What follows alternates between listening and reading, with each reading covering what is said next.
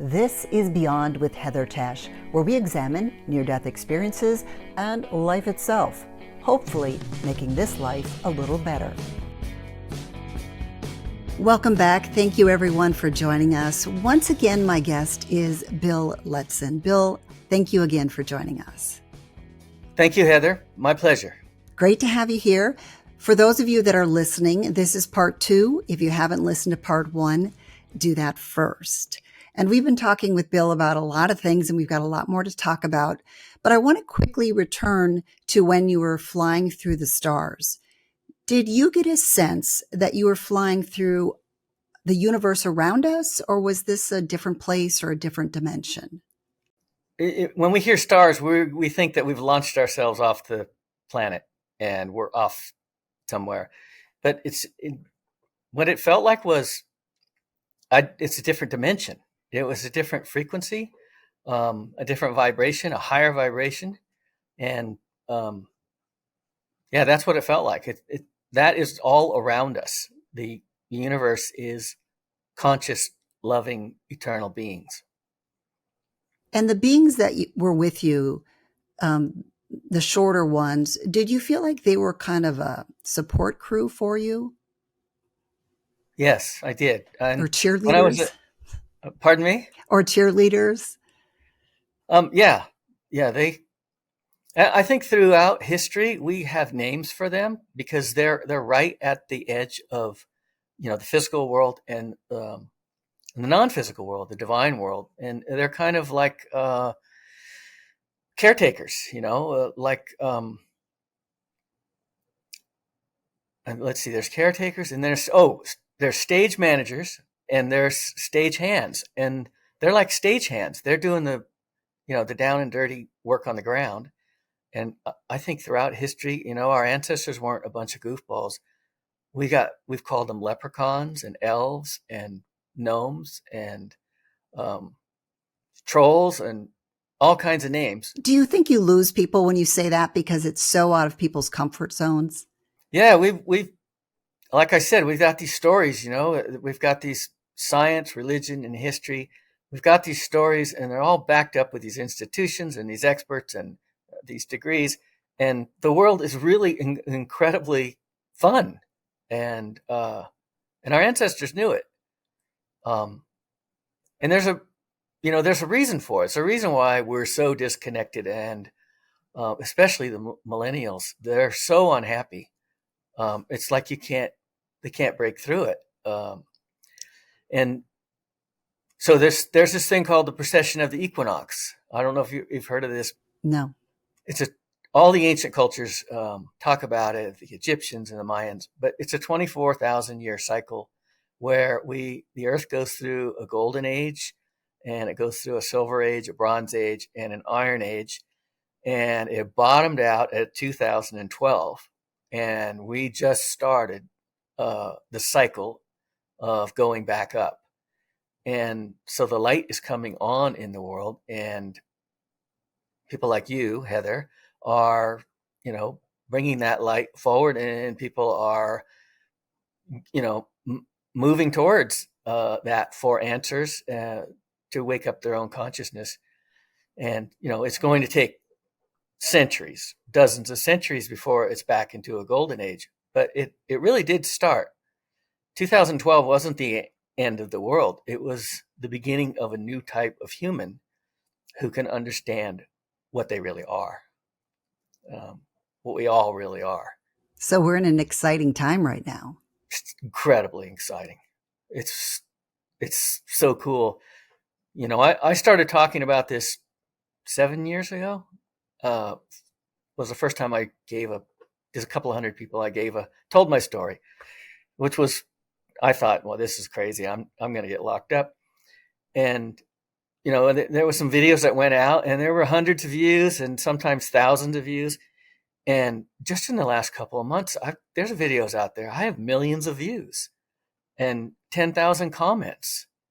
So yeah, it's if anybody wants proof of the divine and their hand in it, Hopefully the divine will reach down to this podcast too. I've got a long way to grow. You'll grow. You'll grow. The things you're doing are, I mean, right now it's like, what is it? A fraction of 1% are looking at things like this, and Mm-hmm. half of those are leaving, horrible comments. And but they're coming in. Business Right. customers are going to come to your door. Believe me. All right. So we were talking about you were in this heavenly realm and then it was time to go. So let's pick up the story there. Okay, so yeah, I was trying to talk him out of it, and I tried my best. I said, look, I told them about my parents and my wife will be fine. They're tough, and that didn't work. And then I said, look, I'm almost 40 years old. My life's pretty much over. I don't have anything more to contribute, and I don't need to go back there. 40, 50, and 60-year-olds are not very happy with that. I'm almost 70 now. And you've got a lot of life ahead of you. Yeah. Either way, I'm good with it. And Mm-hmm. so he laughed at that, and he said, "No, you're going back." And so here you go. And he stepped forward, and I felt. I mean, this was really obvious. I felt everything changing. The frequency was dropping. The room started to break up, scramble up, and he started to dematerialize. And I felt myself just drop away in frequency. And it was like I was going to another channel. I was going to another vibration. And I dropped away into darkness. And I was down in this place, and it didn't feel good. It was dark, and it was lonely, and it was dismal, and you didn't want to be there. And I ended up right next to my body, and then I got back in my body, and I woke up slowly. I kept waking up for a few seconds and seeing some of the equipment and things like that. But I finally I noticed my pressure was on this automatic thing. I think that kept waking me up, the pressure on my arm. And I would look at those numbers, and I noticed they climbed. And when it got 70, over 40 or something was my blood pressure, I could stay awake. And a nurse walked by, and I was looking at her, and she just was really startled. She goes, "Oh my God, you're awake." And I said, "Yes, I am. I need to talk to you." And she goes, "Well, I need to go tell the doctors. Nobody knew what was going on with you. We didn't know what was happening or where this was going to go." And I said, "Okay, yeah, you can go get the doctor. But first, what am I doing back here?" I was pissed. And I said to her, "I was home. I made it out of here. I was home with my best bros. How did I end up back here? I was convinced that I had bought the farm." And without a hesitation, she said, "Honey, you've been in escrow, but you fell out of escrow, and now you're back with us, and you're going to have to get your head around that." And that was good. That was good advice, because the yogis and the spiritual teachers, people in the East, India, experiences like this are normal because they nurture them, and we don't understand that here in the West. But what they'll tell their students is, if you have an experience like that, to get back in your life and chop wood and carry water and do the things that support your life and keep it going, because you're here on a mission. Your higher self, your soul, they're depending on you to meet the challenges, the adventures that you signed up for, because it's all scripted. It's all, we're moving through this. It's like a play, and everybody's got parts. And play your part, and do your best when the challenges come. Do your best to be kind and to help others. And, that's what you came for, is that opportunity to prove that to yourself. So when you were out there, wherever that was, You said, "Oh, I can't believe I ever thought I was that guy." So today, do you feel like Bill, or do you feel like somebody playing the role of Bill? Yeah, the interesting thing about the Kundalini is, we have the two hemispheres of the brain. The left hemisphere is here on Earth, and it's facts and figures and time schedules and all this stuff. And the right brain, that's connected to home, and that is love and music and creativity and art and flow. And when the Kundalini thing happens, those two harmonize, those two sides of the brain. And we've all seen these things with you got the devil on one shoulder and the angel on the other. And that's what those, even in cartoons, that's what they're telling us, that we actually have two cognitive minds in us. And what we're supposed to do over these thousands of lives is choose, those higher vibrations, make those higher vibration choices. And then this whole Kundalini thing happens, and you re-engage with the divine vibrations. So what's happened with me, and my wife even said, "You are not the same guy I married." And she said, "You are an incredible upgrade." Oh, wonderful. Yeah. And well, because I don't care about Bill anymore, because I know Bill is this temporary dude, and don't take him too seriously. Um, there is something else that's super important, and that is our choices in our emotions. That's what the universe is. It's our emotions, our attentions, our motivations. Um, our plan. What are we up to? Are we selfish, like the little devil on one shoulder, or are we connected to everyone else and um, making angelic choices? So I know we're covering some ground here today. I love this. I love this. Do you think we're all going to look back someday and go, "Oh, I can't believe I thought I was Heather"? Will each one of us, do you think, experience that? Oh yeah, yeah, without a doubt. Um, and the transition is. I was watching this guy, a guy my age. He was a doctor, and he got hit by lightning. Lightning came through the phone. He has a wonderful story, and he said he felt himself being blown back. He knew it was lightning. He saw it come out of the phone. He knew he screwed up, and he was blown backwards. And then he said he had this forward rushing thing, and a very strange sensation where he instantly stepped out of his body, and he was standing.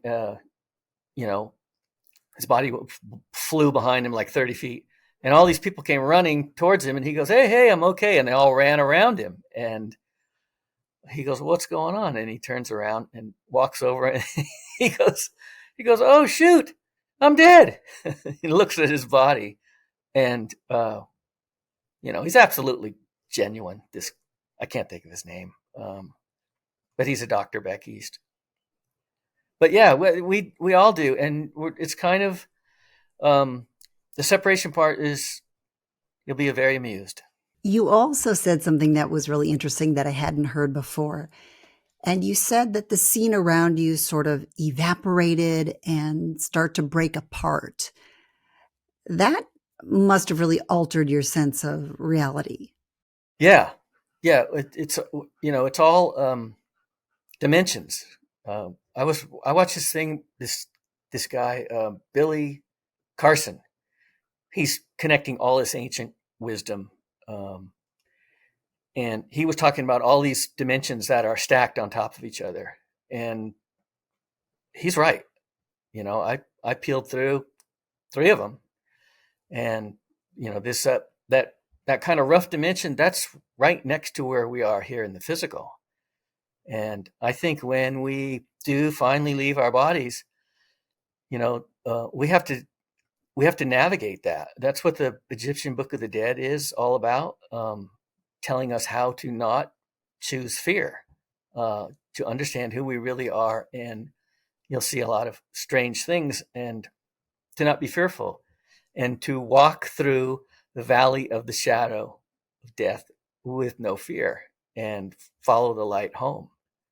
And a lot of times, if we lead our lives and we're a violent person or uncaring or something like that, we get lost in that area that you don't want to be there. It wasn't good vibrations at all, and so that's my explanation there of hell or Hades or whatever. It's we have to raise our vibration, raise our understanding of who we really are, and we can navigate that area. Why do you think you went there? You were there briefly, but you did go there. Do you know why? I think that was, I went from being Bill to this star-filled heavenly realm that nobody ever wants to leave. And then I was coming back to that in-between place where we have our many, many lives. And, there's this movie called Astral City that this guy, Chico Xavier from Brazil, considered Brazil's most important citizen ever. And he channeled the works of this doctor. But it's all laid out in this movie, Astral City. And they travel, they talk about these realms. And so I got this round trip tour of it. And here we are in these amazing times, and I'm talking about it. And I don't think that's an accident. Are you ever afraid that you're going to go back there, or do you feel like now you could navigate through it? Yeah, with the Kundalini thing, you got 1 foot back home, and you're still here. You got 1 foot still here, and so whenever I lie down, the vibrations start, and it's all right here, and it's we see these things with the the Illuminati, and they got the eye, and they do these different signs like it's a. I don't think they're up to no good. I think that's a story that's there to tell us who we really are when we're ready to see it. And mostly we're not. But what happens to me is I get this right in this area. I get these vibrations, and it's, the pineal gland is super activated, and the vibrations start, and then the room starts this swirling mist with purple, and then these people are, these people of light, they're walking around us. They're around us all the time, and sometimes they step out, and I recognize them. So yeah, I'm in this other place currently, and sometimes when I go to sleep, I find myself in that place, and The dark place? the dark place. And I really do think that, we're supposed to learn how to navigate it. We're on our own down here. We're supposed to work on our vibration through being selfless and being kind and helping others. And then things will open for us through our lives. And then we're supposed to climb out of that, earn our wings, our vibration, and climb out of this place on our own.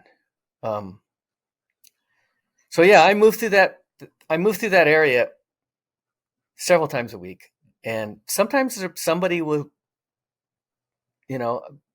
have bad intentions because they're lost, and it's a place of nightmares. It really is, and that's where nightmares come from. Is we watch a scary movie, you've got your vibration down, and you go to sleep, and you match that realm, and you see what's really in there. And so yeah, sometimes somebody will be hanging on me or choking me or something like that, and I just allow it, because nothing can hurt us. We are eternal. The only thing that can harm us. That's brave, I think. I think I'd be petrified. Yeah, but it's what you when you start having these energies and you start, I mean, I see when I look in this blue sky, it's all glitter. These are all souls. These are conscious souls that are watching us all the time, cheering for us. Like that movie, that movie with Jim Carrey, the Truman Show. You know, these movies are educating us if we're ready for the lesson. And you know, everybody's watching him. What is he going to do next? And at the end, he conquers his fear of water, and he moves on. And that's the story of what's happening with us.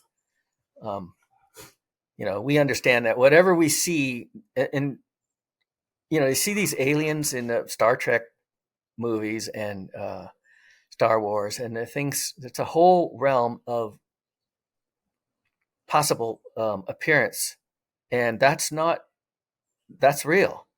And man, I'm really getting out there. I apologize if I'm taking you too far. Not at all. Can people get stuck in this dark place and Yeah. be there forever? I don't know about forever. I don't think forever. There is this thing Edgar Casey talked about. Some souls are just they're not learning, and you know, they go back and start over somewhere. But I think all of us are on the same path. It's like we're being processed in order to be cool in the universe, and we get to do all the mayhem and mischief we want here until we're not interested in it anymore. And then we move on. So this is an interesting thing. This fire crew, this ambulance crew in the UK sent me an email, and they said, "I think you're the only person that can help us with this because we're all freaked out." And they said they went to this call. There's a guy who rode around this village on a motorcycle and leather jacket, and he was kind of an a-hole, I guess, in the village. And he crashed his bike, and he had traumatic injuries. And they got there, and they did their best to revive him, but they couldn't. And you know, they shocked him a few times and did push some meds. And they put a sheet over him and set him on the side of the road and called for the morgue guys or whatever, however it works. And they said they were putting their equipment away, and a few minutes went by, and all of a sudden there's a blood-curdling scream. And the guy sat up, and the sheet fell off him. And they all were looking at him. Their eyes popped out. And he screamed, "I'm in hell. Help me, I'm in hell." And they grabbed all their gear, and they ran over there, and then he fell back down. And they put him on the monitor, and he was still flatlined. And, you know, so yeah, he's, you know, kind of a mischievous guy, you know, probably wasn't the nicest guy in the village. And he went straight to that place you're talking about. And, you know, it's terrifying. And so he has to sort out, and I think that's the whole thing, is we sort out where we went wrong in this life, and we find our way back to the light, and we go home. And that's in that movie, The Astral City, when this doctor first left his body, he was in this very dark place with all these people that were acting very strange. And then these beings of light would show up, you know, if you hear them saying things like, "I'm so sorry, forgive me," you know, and crying out to Jesus or some other God. And then these beings of light would show up and lead them, you know, onto the next realm. But a lot of them are stuck and confused. There's probably somebody who's listening who is concerned either about themselves, or maybe they know somebody that's passed on and they're worried that they're in that place. Is there anything that you can say to them? Oh yeah, they'll be fine. We're just learning lessons, and this is the way of the universe, to where we all become, you know, happy, high vibrational souls, and we're kind of young rascals. You know, young souls can be rascals. We hear a lot about people talking about this black velvety area that is filled with love. Is that a different place or is that the same as what you're referring to? Yeah, they is this. I hear this too. The void. Have The you? void, people call it the void, and they say it's all dark, but it's very loving. Yeah. Um, what was the question about the void? It's basically, do you think it's the same place? And actually, I've heard some people that are afraid, they refer to it as the void and they're kind of afraid of it, and other people that say they were very comfortable there. Do you think it's the same place, or do you think these are just different, completely different things? Well, I don't know. The void thing's got me too. There's this thing that you go through, and it's in this series called Undone, and it's about this shamanic journey of this young girl, and it's brand new. It's on Amazon, I think. And at one point, she starts waking up, and the real world starts falling apart for her. And I absolutely went through this. I'm driving my car, and the roof is gone. There's light pouring in, and half the car is just this black velvety area with stars. And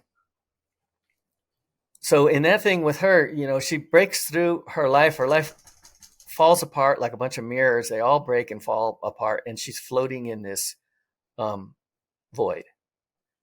And I understand that, but I think it's just outside of the hologram that, and then you move through that void towards, beings come for us, and we, head back to the light. I don't know. These are big questions. They are. There's so many questions. You ask one and then you think of another and another. How real was this compared to our earthly life? It was absolutely real. It was, it was the flying through the star realm. Those colors that were coming off those stars, they were, it was vibrations. It was information that's in light, colored light, and that's what was the communication, and that's where you want to be. You want to be, because that's what we are. We're flow. This is why we're so connected to music, and we take it seriously because that's us. Music and light and colors. They're all the same thing, vibration and frequency. What about your sense of time on the other side?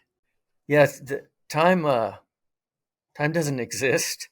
And explain that, because people say that all the time and I can't in any way grasp that, because they say, well, everything happens at once. Then I think, well, if it happens all at once, isn't it overall at once? And then what? Right. I know there is this, like, when I'm explaining, I'm telling this, and it was a chronology that I moved through these different places. Right. But I think it's different. And, the Alice in Wonderland, that the beginning there with the rabbit and he's got the timepiece, and he's, on his way somewhere down the hole, and then she follows him down the hole, and then she gets in this place where she grows really big and she gets really small. And I think what this is saying is that, time's an illusion, and that there's no such thing as space and distance. The only real thing use for time is in measuring distance. How long does it take us to travel somewhere? Other than, I got to boil an egg for 3 minutes, but it's all about distance. So we're everywhere at once. So space doesn't exist. Size doesn't exist. That's this whole opening thing to Alice in Wonderland is, a lot of these classical stories, they're talking to us. So yeah, time, space, distance, size. I still don't get it. I don't know that a fireman's going to, sort it all out. And I ask this question all the time, and so far nobody's been able to explain it. And it's just one of those things that you probably can't understand unless you've experienced it.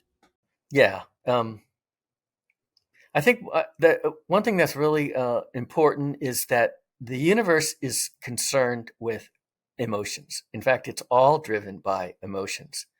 And those are our intentions, our motivations.